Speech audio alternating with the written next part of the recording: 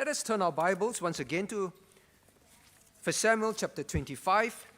1 Samuel chapter 25.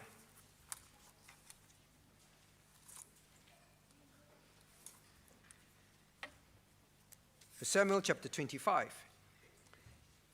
Now here we see the account in verse 13, for example, starting there from there first.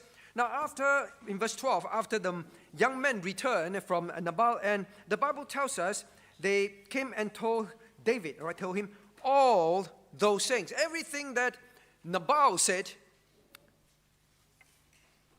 Look at verse 12. So verse 13, and David said unto his young men, gird ye on every man his sword. And there went up after David about 400 men, and 200 abode by the staff. David gathered 400 people, armed with sword, to go and do what? Look at verse 21. Now David said, and now David had said, surely in vain have I kept all that this fellow had in the wilderness, so that nothing was missed of all that pertained unto him. And it requited me evil for good. So and more also do God unto the enemies of David, if I leave all that pertain to him by the morning light, any that pisseth against the wall. Now he was going to, wipe out, right, all the males in Nabal's house, his family or his servants. That was what David was going to do. Now, when you think about this was a very severe response. Now, the title today is Just a Momentary Lapse. Just a momentary lapse. Now, what is a lapse? A lapse is, due to hurry or due to pressure or due to provocation or due to temptations. All these are actually temptations. Due to temptations, now you make a decision or you act without giving due thought. That's why it's called a lapse, right? Without giving due thought, judgment that you would normally apply in those situations, all right? You would normally act or think or act in a certain way, but at that moment, you have a lapse. You act, in fact, opposite to what you would normally, would do. A lapse, a momentary lapse. All right? Now, it could be a lapse of concentration. It could be a lapse of judgment. In David's case, it was, those, and a lapse of self-control. A lapse of those things. A temporary lack that can often cause you to make a mistake, right? A lapse. Now, sometimes all it takes is just a momentary lapse of self-control, just a moment of lack of self-control, or whatever is the lack that you should have. All it needs is just one moment of that. Sinful actions can be set in motion,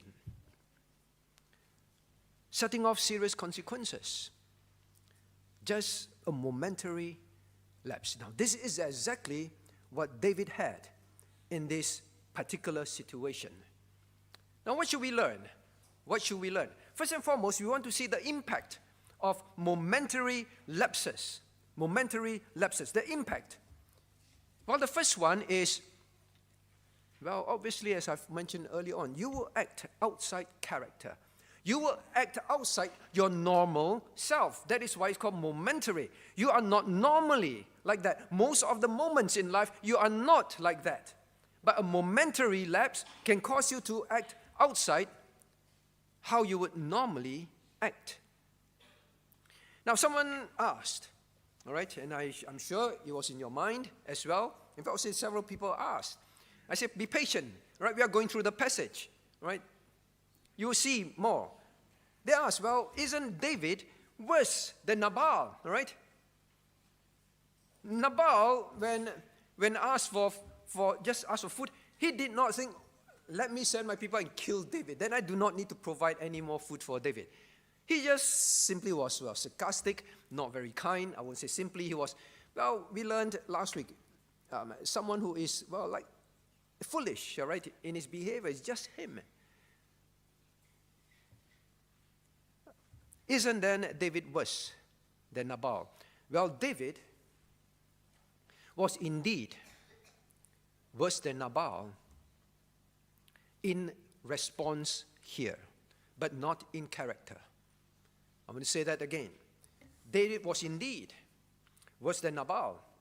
Nabal did not think of wiping out David's men, wiping out David's lineage. He just simply said, I won't give, and then insulted them. David's response was far worse. But in character, David was nowhere like Nabal. His normal character was very different. Now, we've seen that. David was nothing like Nabal in kindness. When the people turned to him for help, David was full of problems himself. But these people begged for David to guide them, to be their leader. He just took them in, on top of all these problems, out of kindness. Now, David cared for the only surviving priest, although that would put him in greater risk. By saying, I will care for you, right? David was very caring for his parents, his siblings, right? David was caring for two strangers, Rimmel Keilah, had nothing to do with David. But when he realized that they were under attack of the Philistines were taking their food at the time of harvest. David asked God, these people, should I help them? On top of all his personal problems. Now, David, in his normal character, his normal self, is someone who is caring and kind, unlike Nabal. So the character was completely different, right? But my point is this, dear hearers. And all the more we see how a momentary lapse can make you someone that is worse in response than someone who is terrible. Someone who all his life was a fool. The Bible describes Nabal as a fool. Can make us respond worse than a fool. Just a momentary lapse. Do not take momentary lapse lightly, dear friends. David's response was indeed worse, yes, but he was not worse in character. All right, so let us be clear about that and understand all the more then why this is so important to pay attention to. Now, because in a fit of a moment, strong emotions, annoyed, anger, feeling ill-treated, unjustly treated, well, David burst into this fit in a moment, all right, in a moment. Now, this is something that we must learn, dear friends. We saw David being someone who is not self-entitled, all right? We learned about how he responded, but just one moment of fit, right, can cause him to act outside what he would normally be like. Now, is it not true in our lives, right? Is it not true in our lives? In fact, we read in newspapers very often. Someone goes to court and is judged and is for having committed some crime, all right? Became a criminal. And then they interview their friends and neighbors and relatives, and most of them say, we just cannot imagine. It's just not like him to have beaten up the person in a moment of road rage. It's just not like him to have done this and that. But yet, they say, you just cannot imagine. We know him or her so well. Every day we interact with him as neighbor, as friend, as colleagues. It is so unlike him. Just one moment, right? One momentary lapse is all it takes. There are plenty of people who are, moral on earth, but just one moment, they can act very immorally. Now, I do not want for hearers to think for a moment, right, that this is trying to help you to be a moral person on earth. to be a good person on earth, and that is all. And even think that, well, the Christians believe that if we are moral, we don't lose our temper and be impatient and all that, then, well, we are going to heaven. There is nothing that can wash away a single sin in your life. You can be far more moral than anyone else on earth, but you are still a sinner because all of us have committed sin before. And for that, you must pay the eternal judgment and be sent to hell eternally. You say, wow, God is such a horrible and unloving God. Not true. God himself, Jesus, came to die and pay for sins. Would you turn to him and receive that payment for your sins? Or you still say, no, I want to be a moral person. I can be a moral person. I can be better than David here, and God should take me to heaven. You cannot dictate how the judge judges. Can you dictate how the country here should judge certain things? God is the infinite and the perfect judge. The only way that you can go to heaven is to turn to God, to ask him to wash away your sins, and tell him you want to turn away from your sins and follow him and worship him and be the person that God wants you to be. So David, as a believer, should not behave like that. David should not behave like that, not because, well, he can lose his salvation and he cannot go to heaven. David should not behave like that simply because he is a child of God. That is all. Not for salvation, but because of salvation. He as the king, he as the king-to-be of Israel must show the example. Now we come back to this. All right? Well, of course, you can say there are some people who are hypocrites. They are always outwardly very nice, but you know, deep inside, they are hypocrites. They are horrible people. Yeah, of course, there are those that are like that. But very often, maybe you have encountered friends like that. So out of character, just one moment. Now, this one moment, a momentary lapse, in David's case was impatience, right? Losing his temper, anger. For him, it was that. Now, but for us, it may be something else. It may be a certain lust of the flesh, lust of the eye, the pride of life. If you see later on, maybe something else. But just that one moment, right? We can actually fall. Act outside character. I remember a colleague told me he had a friend, right? We were on a business trip. And he said, you know, in this hotel, I remember my friend. He's a lawyer, quite a famous one, all right? But, well, he was walking past a hotel room. The room door was open, and then he saw a handphone on the table, all right? And he saw that, well, no one is there. The cleaner was not there. He walked in and he took the handphone. Well, of course, that's foolish. You can track handphones easily. And he was arrested, right? The hotel cameras and all that, he was arrested. And said, you know, Joe, this friend of mine, I grew up with him in school. He's such a nice person, honest person, all right?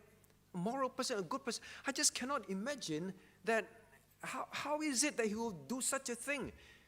And as a lawyer, he's rich. It's just an old handphone. Why? Well, that is why. Momentary lapse. Momentary lapse. Now we come back to another impact that we should learn. Now look at chapter 25, verse 13. Right? Don't take momentary lapses as something that is, well, not serious. Look at verse 13. Now he told 400 men to gather together and put on their sword, right? To go and wipe out all the men in Nabal's house. Now what do we learn? We can respond out of proportion. Respond out of proportion. Filled with a sudden rush of indignation, rage, right? Wanting to seek revenge for himself, he took 400 men with sword. Not seeking to go and, well, reason. Now, this is a businessman, right?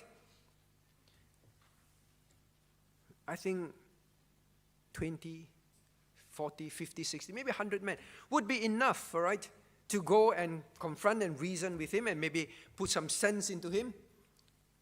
400 men to go confront a businessman, not a Philistine warrior, not a Philistine army with sword, and to kill.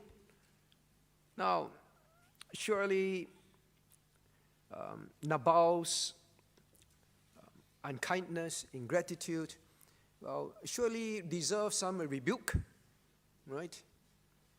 But not, surely not killing all the men present, killing him, killing the whole family, that's the point.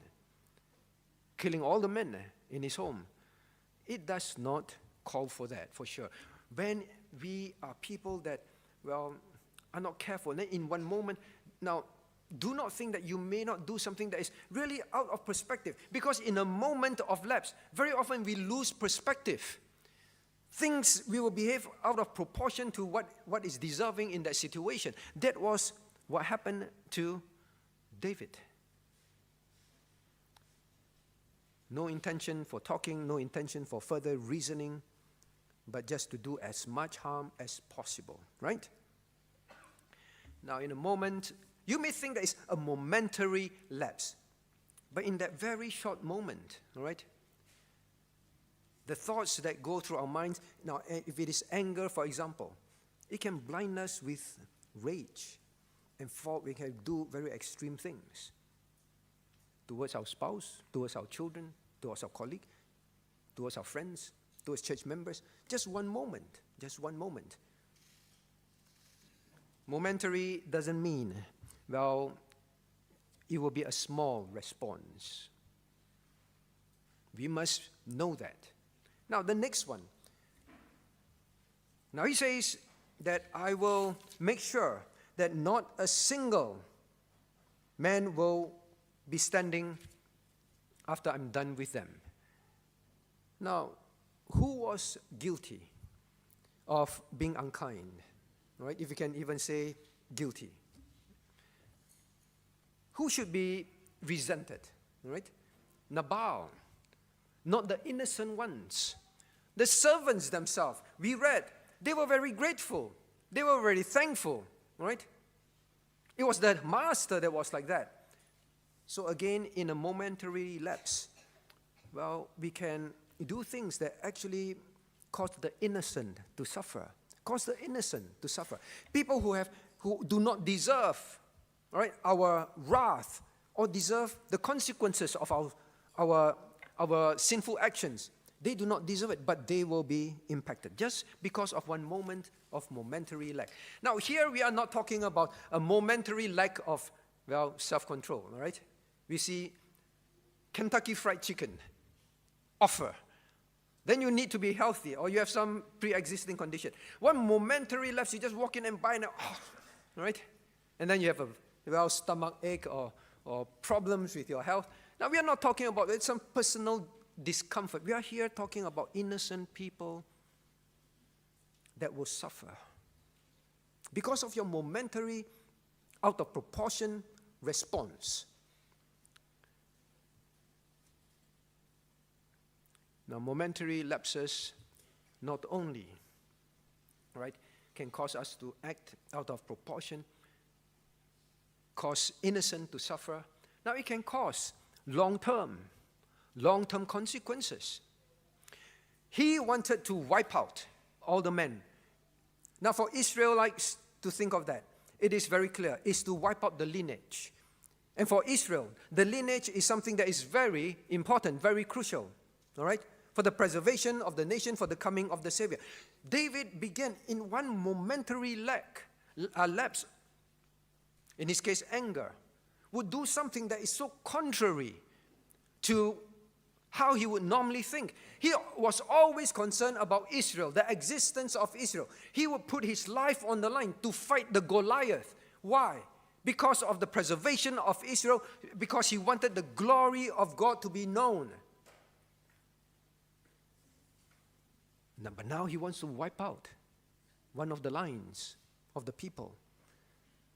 Do not think that a momentary lapse will not make you so blind, so unthinking, so incredibly foolish to do the very thing that you are so convicted about or against, you treasure so much. You can do that very thing. That will cause a lot of pain, suffering, and some of them may be permanent to others. To others.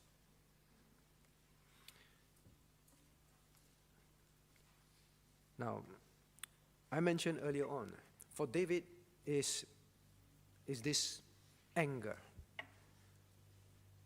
For those, some others, it may be, well, lust. I mentioned like that example, covetousness, all right? Just one moment of covetousness.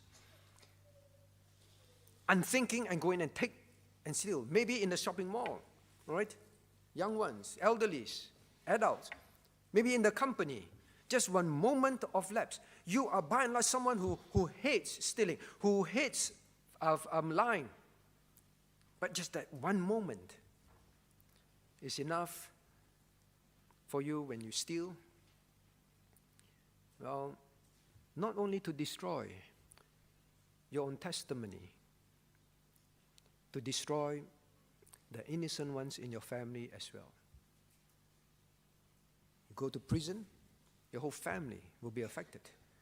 Momentary lapse. We often don't think, and then we just do it. Never thinking that we can do some things that can affect the innocent. What about lust? What about lust?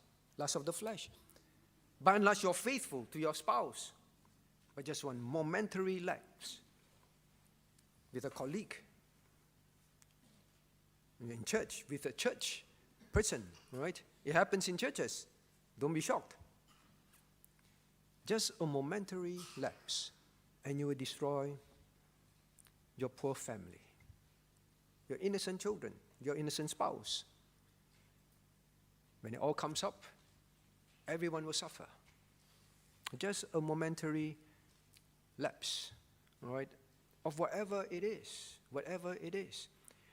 Know the potential very severe impact, dear friends. It may be a moment, and hope we realize. But the consequences for that moment may be permanent, may be very long. It may be a momentary lapse, but it will be a momentous, long-term problems, all because of that one moment. You wish that you could turn back time. You wish that you could turn back time. Rewind and say, in that moment, I will not respond this way, but it's gone. It sets forth that action or that thought sets forth the action. Now, in David's case, we know, all right? Some of you have read the chapter ahead or know the story. You know, God was merciful, God spared him, God intervened. Oh, but how many Christians have you known? Or maybe even ourselves. Because of that one moment, and our testimony can be affected forever. Certain areas of ministry, you are no longer, all right? You no longer have the privilege to be part of. At work, now even if you do something like, even in society, right? Very often, well, certain things are no longer available for you to be part of, even in the secular world. How much more in the church? Sometimes our moral authority are gone. It's gone. Our moral authority is gone. Your testimony will be wiped out by just one moment of momentary lapse. That is the other impact. Just one moment, but your testimony is wiped out. Please know, please realize how Satan will stand there and laugh. Do it. Just think it. Just do it. To you, it's just one moment, but he knows. His devices are very well known to him. Just that moment can destroy you for life. Destroy lives, innocent lives, for life. Now, but I also want to caution us what is not a momentary lapse, all right? what is not a momentary lapse. That is what we want to consider next. Now, a willful act cannot be excused by a lack of momentary self-control or judgment. So, young ones, teens, adults alike, you know something is wrong, you know well in your heart, and you have some premeditated thoughts. You know at the time you can stop it. It was not a moment of rage, anger. You're very well aware you want to do it. And then you went ahead and did it. There was no lack of judgment. There was no lack of self-control. It was a willful act. You know, today many commit crimes willfully. And then lawyers often use this argument of, well, momentary lapse of judgment, and then they go off scot-free, or at the most just a slap on the wrist. But we know, they know themselves, these were not momentary lapses. So Christian, when you choose to sin, willfully, not a momentary lack of self-control, I didn't think of it, but you know, and you did it. You made that choice. Do not tell others, oh, it was just a momentary lapse. You know, some people like to say this. You know, I'm a very calm person. I'm a very long-suffering and patient person. But you know, I want you to know something. But when I am angry, you know, I can be very, very fierce. All right? You better know that. They say it with pride. Right? They say it with, as if, you know, I am also like other people. In fact, I can be more fearsome than other people, and you better know it. Don't get me mad. Now, the Christian should never say that. You never feel almost like pride that you are by and large a very calm person, very patient, long-suffering person, but you better don't make me mad. When I'm mad, you'll know what is mad, right? We should not be like that. It's almost a form of pride. Almost a form of pride. Now, I want to make a difference, and we have to search our own hearts. We considered momentary lapses, its very frightening consequences. But I want to consider also, now that, make sure we understand the difference, all right, the difference. Now, there is momentary lapse, like David, all right? But there are also meditated lust, all right? What do I mean by meditated lust? Meditated lust is different from momentary lapse. Now, meditated lust, anyway, I invented this term, right, to help you remember. Momentary lapse, ML, and then it's meditated lust, all right? And we must search our own hearts and don't just excuse ourselves. Oh, that was just a momentary lapse for daddy, momentary lapse for me as mommy, momentary lapse for me as a teen, as an elderly, as a church leader. Now, meditated lust. What is meditated? Meditated means your mind has been engrossed with something. You've been thinking about it. You allow yourself to indulge in something, all right? So you allow those thoughts in your mind frequently. That's meditated. And then there is lust. From all those thoughts that you allow, is not moments in your life, but something that is ongoing in your life. Now it comes out as lust. Maybe anger, all right? Maybe I'll give you an example. Anger. You know, many things that when we expose ourselves to intentionally, and we don't think much of it, it's actually conditioning you to act, to think, and then to act in certain ways. When you let yourself be in those situations, please do not say it's a momentary lapse. I use road rage, for example, and I hope none of us, all right, will ever be convicted of road rage. It's very common. You see old people coming down of cars. You would think that is different for elderly. They're more patient. No. You think that you see them coming down from cars to bash another car or person. Now, so when we constantly expose ourselves to violent things, videos, movies, violence, which Christians today, they watch MMA, multi-martial art or something like that. MMA, very violent things. But they consider it an art form, right? They watch very violent sports. They consider it just sports. But very often it is just full of violence. You watch them, you say, just art. You are just being conditioned by the world, by Satan, to be a violent person. And when the moment comes, you will just act out the things that you constantly expose yourself to. David was not like that. David's momentary lapse was really out of character. You see, his life, what he meditates about in the psalm, are not these things. So Christian, when you constantly expose yourself to sensual videos, right, whether it's TikTok or whatever media that is available today, and you just say, it's nothing, and then you just watch them and you just go through them, you are just conditioning yourself. Whether it's pop music, sensual music as well, conditioning your mind. It is not momentary. It is something that has become very much part of you. It's just waiting to come out, not momentary. At that very moment of the opportunity to do something violent, to commit adultery, to steal, to rebel, you have already allowed yourself to indulge in these things and condition yourself. When the time comes, you act it out. Now, God called Nabal a fool, right? God described Nabal as a fool. God is describing his life. That is Nabal. Someone who allows himself to think and act as he wishes. That's a fool. Someone who does not care about what he should be in the eyes of God. He just indulges his flesh. That's a fool. God says Nabal is a fool because his life is an indulgence of the flesh.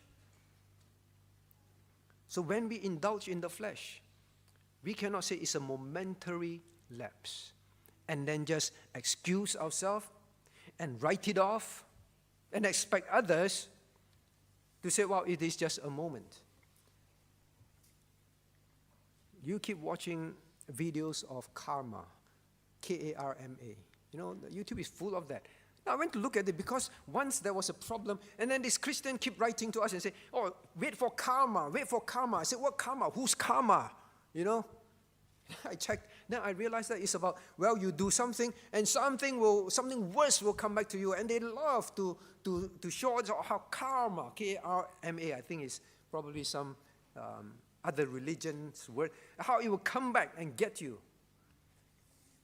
You keep watching that. When the moment comes, you think it's a moment of momentary lapse. No, you just want to execute karma. That's why this so-called Christian keeps talking about it. So what is this person talking about? Conditioned in the heart and mind. I'm waiting for that to happen. And when you do something, oh, it was momentary lapse. We cannot fool ourselves, all right? So I do want to make sure that we do not fool ourselves. That when an opportunity comes and then you act it out and then you just say, oh, it's a momentary lapse. Now I know also that some have been asking, and I get this almost like every other year, right?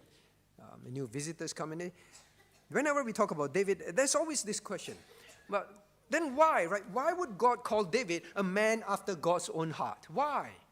If David, in his response, is worse than Nabal in response and not character.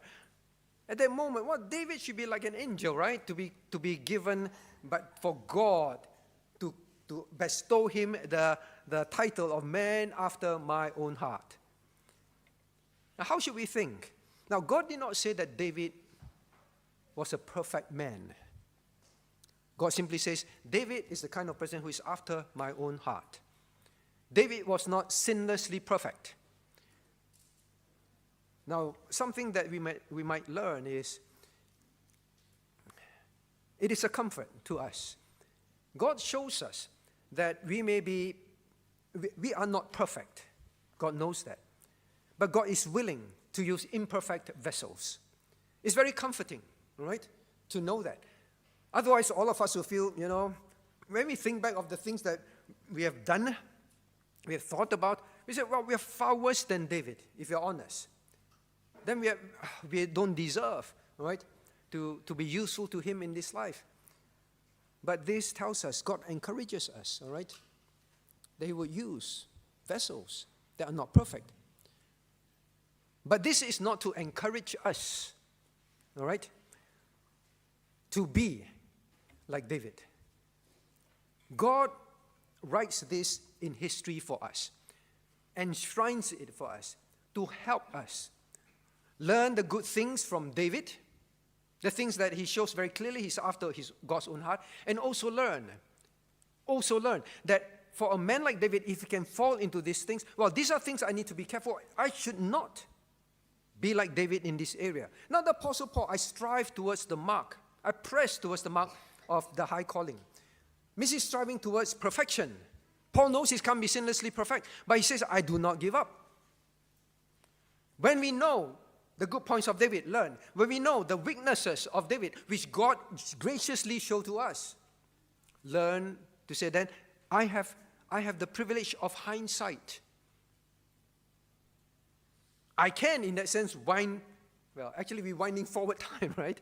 David did that, so we wind forward to our time, and then make sure that we don't do it. I can prevent myself from doing it. I must know how serious it is, and don't just act at the spur of a moment. We learn how afterwards. So God also uses this, not just to encourage us that he would use us, but God is not encouraging us to learn from the bad examples of David. We are to pursue to be even better than David. You will see David's life. His typical characteristic is someone who, as long as he knows what God commands, that is God's heart, he will strive to live by it. And whenever he sins, he repents, and often you see he repents bitterly. All right? He has a heart that whenever he knows that he has grieved God, he repents with bitterness, with deep sadness, brokenheartedness that he has disappointed God. Now, that is David. That is why God says he's a man after his own heart. You will see by and large in his life, or even in this particular situation, which we'll then learn next week, he will repent of this very quickly. You will see that, God willing. He repents quickly. The best is don't fall into that momentary lapse in the first place. As God shows us, let's learn. All right? David's momentary lapse is for our permanent learning. All right? That is the point. Now then let's look at the next thing. All right? The next thing. All right, so please don't say, well, if David after gets this title, then I just have momentary lapses and God will still say, I'm a man after his own heart. Do not think like that. Now let's come to the cause, all right? The cause. The cause. Because we also want to begin to ask ourselves, what can I prepare myself for? That when the moments come, I can remember. These are the things that caused David to have a momentary lapse of judgment, of self-control. What was it that caused that? I want to wind back the time, or wind forward, or whatever you want to think, and prepare myself for that. I do not want to have meditated thoughts of lustful things that will cause me to act in a certain way when provocation or temptation come. Instead, I want to be meditating on and careful about when the times come. I have a meditated response. Right? What caused David to be like that? Well, God gives us very clear indications. What caused it? Why would say, gird yourself with knives, swords, and let's go kill all the men in Nabal's house? Look at verse 22.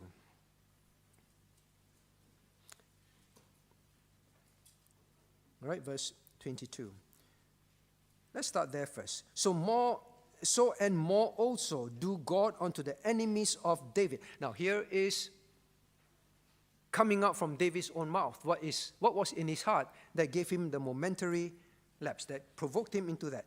Enemies of David. Enemies of David. The enemies of David. It was very personal. Now, until now, you would notice most of the time, right? David, whenever things happen to him, he would see these people as enemies of God. But now it's very personal. When we take things very personally, right, very personally, we lose perspective that God has allowed this, God has a purpose. And when we see something, well, someone says something, someone does something, and we don't take it as, well, suffering for the name of Christ, bearing all things for the name of Christ. We take it personally, the enemies of David. Now then you look at verse 22. If I leave any man, all right, I, very personal now. Now when we take things personally, rather than remembering, leave things to God. God allowed it. Those are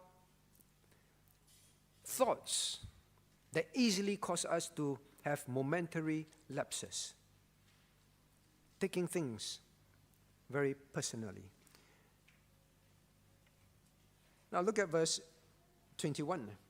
Well, you say, well, I've done all this for this fellow, right?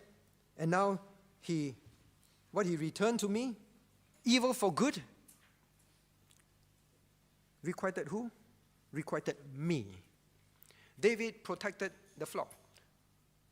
Now, David always understood that when he could do anything, it was always God that helped him.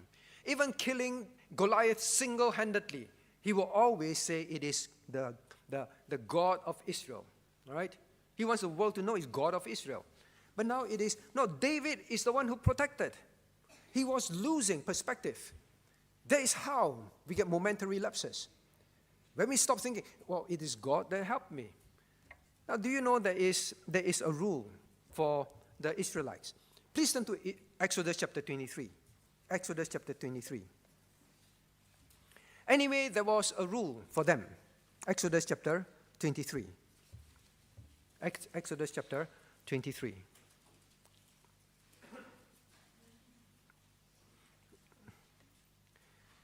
Now, verses 4 to 7.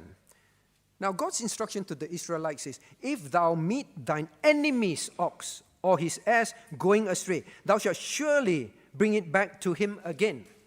Verse 5, if thou shalt see the ass of him that hateth thee lying under his burden, and wouldest forbear to help him, thou shalt surely help with him. Thou shalt not wrest judgment of the poor in his cause, and so on, right? Now, here, it is expected of Israelites to do this for one another.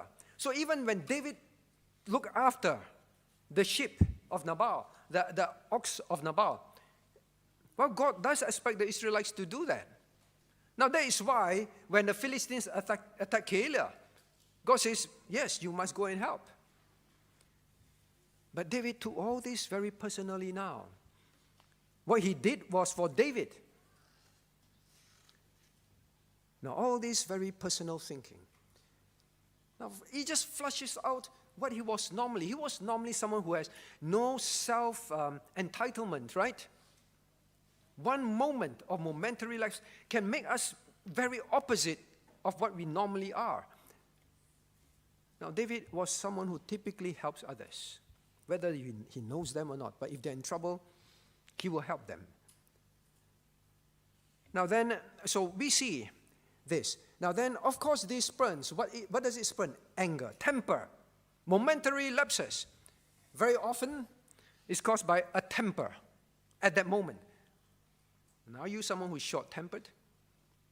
Then you meditate on this. I'm short-tempered. I will say things, do things, which I'll regret later on very often. Temper. Anger. Not controlling your anger. Right? So personal, when you keep taking things personally, the anger will spark in you. All that you are all the time, all right, for that moment of anger will be wiped out. Now then the next one, the cause, the desire for vengeance. The desire for vengeance in verse 22. If I leave out all that pertain unto him by the morning light, any that pisseth against the wall. Vengeance. If I and David's enemies vengeance.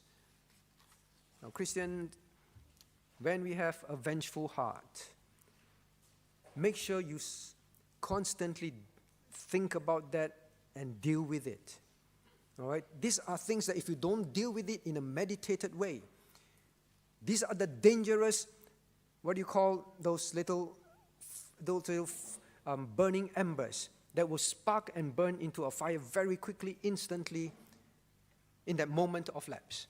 So when we analyze this, we see these are the things that caused David, right, to have this momentary lapse. Then we ask ourselves, now we have to make sure that we watch them. But then there is one more thing, right, before we go to the last one. There's one more thing.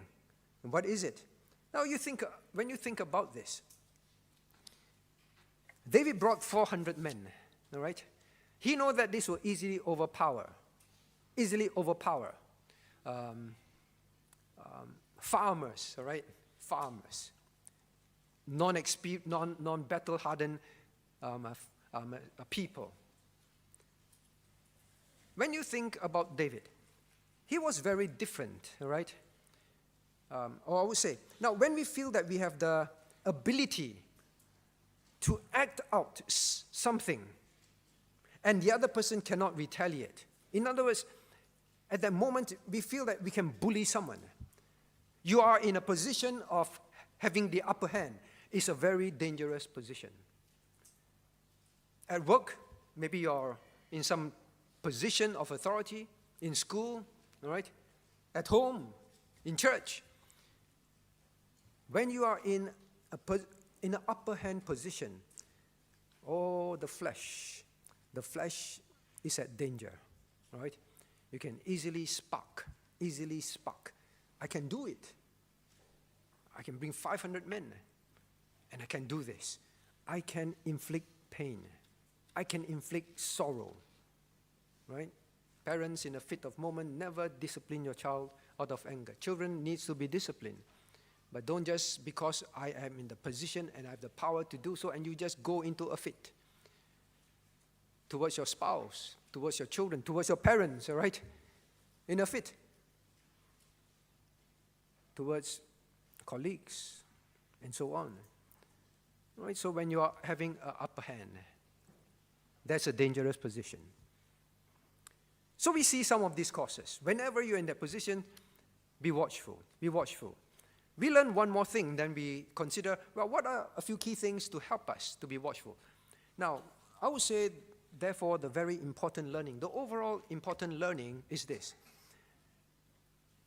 Now, if David, you think about David,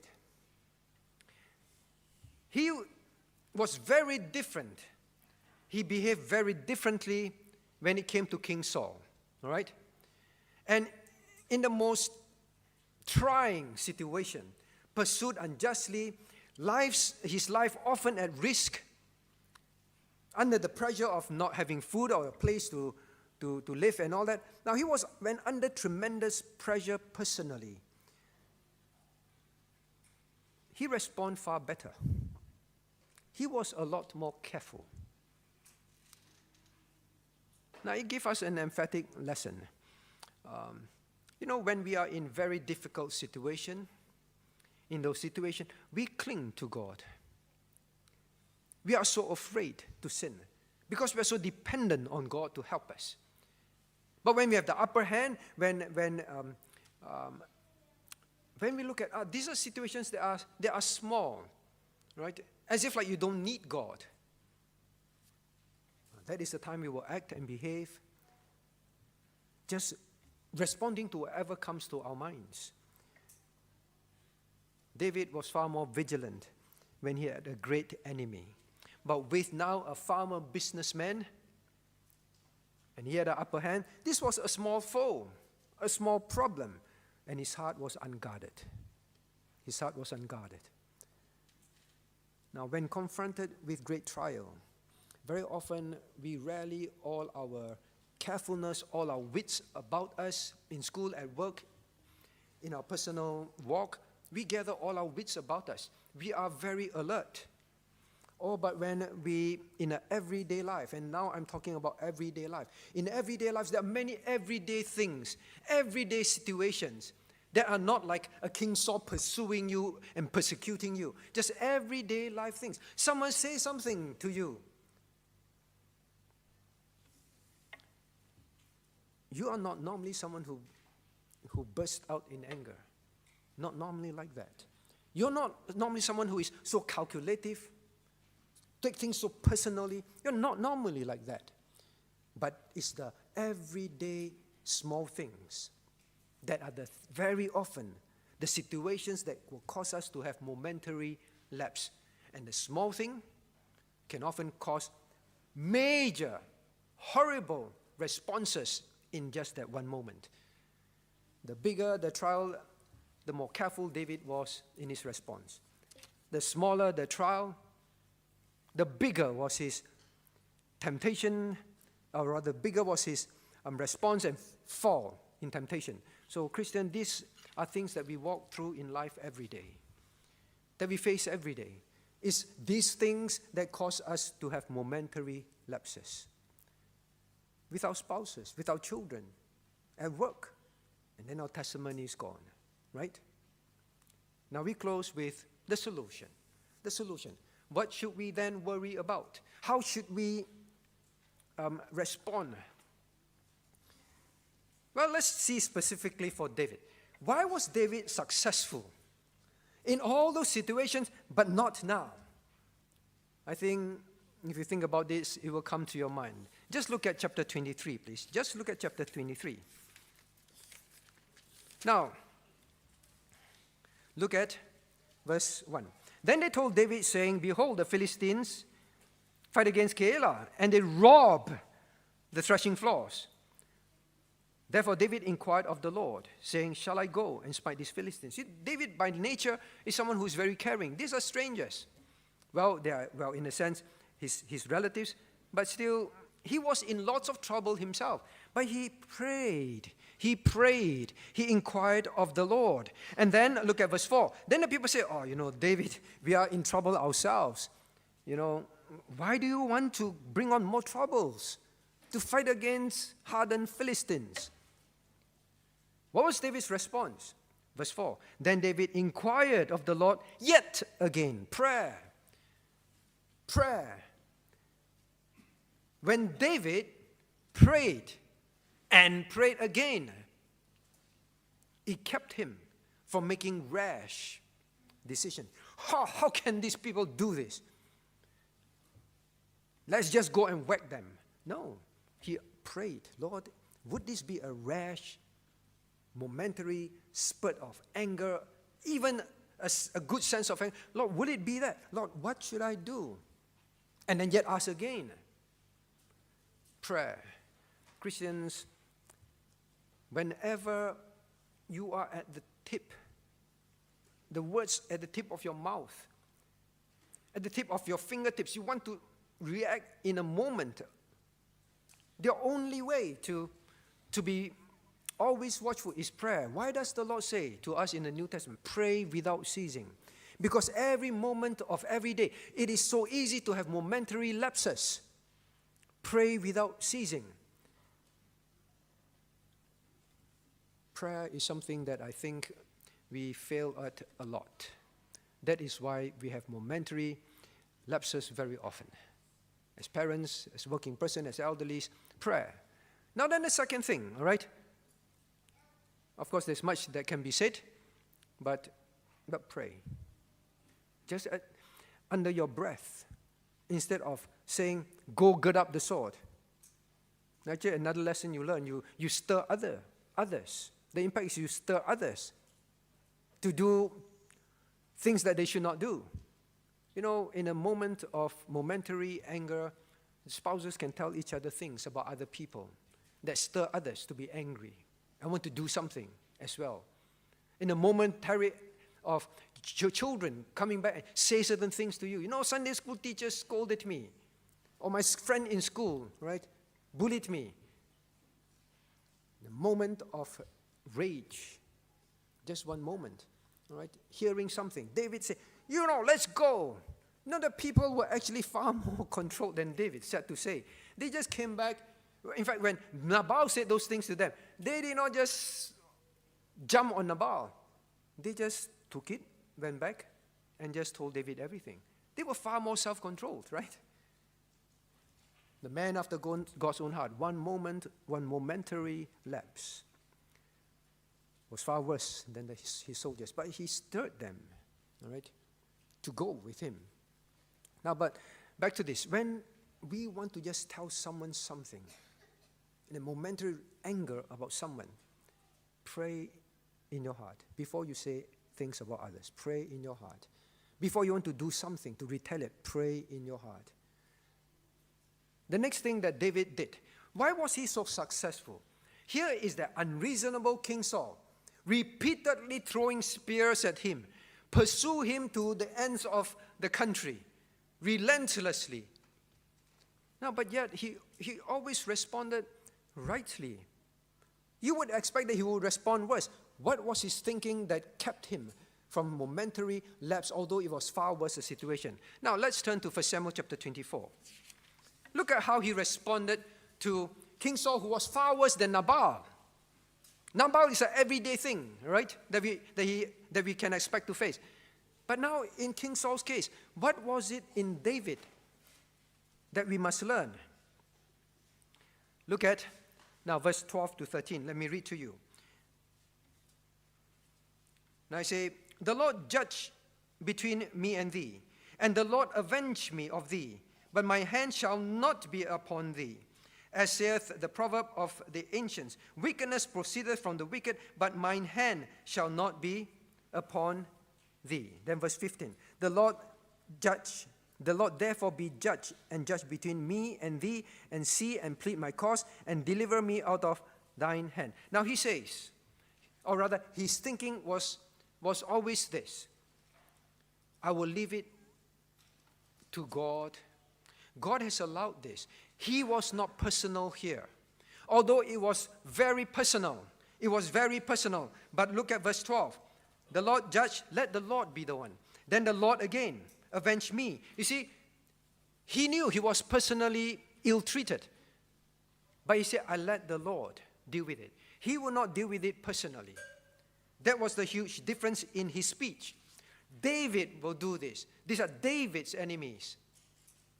He just put things in God's hand. Let the Lord deal with it.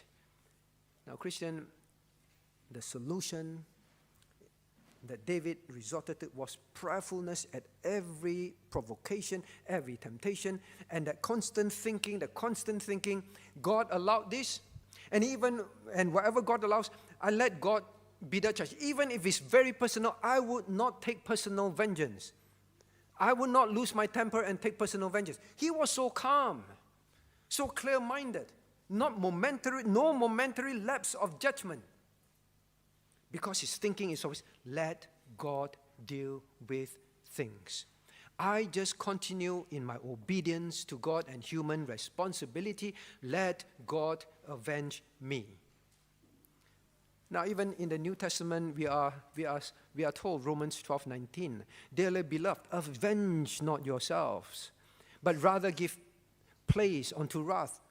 Do not be wrathful, do not avenge yourself, for it is written, vengeance is mine, I will repay, saith the Lord. Therefore, if thine enemy hunger, feed him. If he thirst, give him drink. The opposite was asked, required of Christians, not vengeance, but doing good to them. Christ is the perfect example, Peter says in Peter 2:23, who when he was reviled not again. David said, how can he revile me like that? Christ came to die for us and we reviled him. David said, I did this for them, how can they revile me? But Christ, the Bible says, when he was reviled not again. When he suffered, he threatened not. David was threatening. He reviled in return. Christ threatened not, but committed himself to him that judges righteously. If the Son of God on earth, his response was, no matter what you do to me personally, I just commit it to my Father. We must keep breathing that in our hearts. If not, you will always succumb to momentary lapses. The three things: stop and pray again, like David. Leave it to God to avenge. Do good in return. The moment someone does something bad to you, condition yourself, not karma. That's why I said, don't keep watching these horrible videos. Condition yourself, do good, do good, do good. And David kept doing good to King Saul. But a moment of lapse, a failure to restrain his spirit, that was the problem. Now for our closing hymn. Now, so please know, this applies to lust of the flesh, lust of the eyes, and the pride of life, not just anger. Now I chose the closing hymn, Take Time to Be Holy, because there's a verse that says, take time to be holy. Be calm in thy soul. Each thought and each motive beneath his control, not outrage. Thus led by the Spirit to fountains of love, thou shalt be fitted for service above. Usefulness to God. Let us rise to sing the closing hymn. 394. Shall we rise? 394.